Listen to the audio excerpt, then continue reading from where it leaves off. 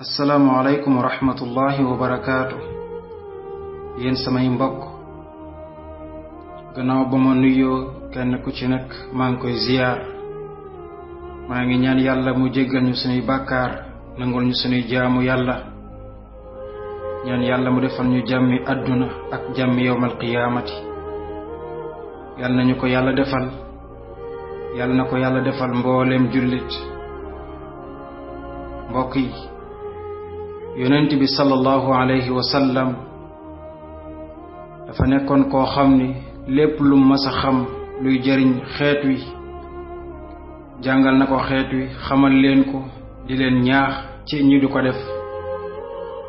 waaye lépp lu mas a xam luy lor xeet wi xamal na leen ko, moytuloo leen ci ñu di ko def.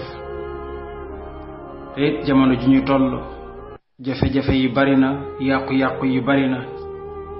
ñi ëpp ci ñuy yàqule seytaane moo leen yàqal. yàlla nag waxoon na ne seytaane ab noon la, da ngeen ko jàpp muy seenub noon. te it kenn ku ci nekk ci ñun xam na ne seytaane kuy yàqalaate la, kuy loraate la. yonent bi nag sallallahu alayhi wa sallam waxoon na xadis bu am solo lool, doon te gàtt na.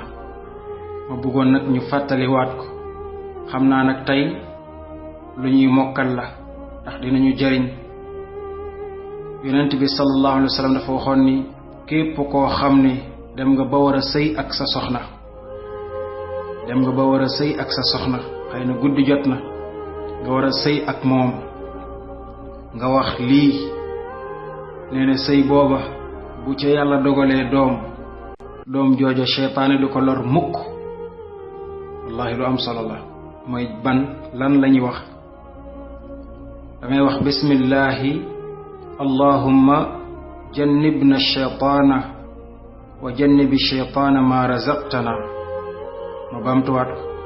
bismillahi allahumma jannibna shaytaana wa jannibi shaytaana ma razaqtana. ma bamtuwaat. bismillahi allahumma jannibna shaytaana wa jannibi shaytaana ma razaqtana. yonent bi sallallahu alayhi wa sallam nee na ñaan gi képp ku war a sëy ak soxnaam nga ñaan ko laata ngay sëy ak moom. yonent bi nee na bu yàlla dogalee doom ci seen diggante ci sëy booba, doom ja seytaane du ko lor mukk. kon nag lu mat a bàyyi xel la. maa ngi dellu di ñaan yàlla mu defal ñu jàmmi àdduna ak jàmmi yawmal qiyaam. di ko ñaan mu defal ñu tawfiq, defal ko mboolem jullit. di ñaan yàlla mu saxal ñu ci siraatal mustaqim. asalaamu aleykum wa rahmatullahi wa barakaatu.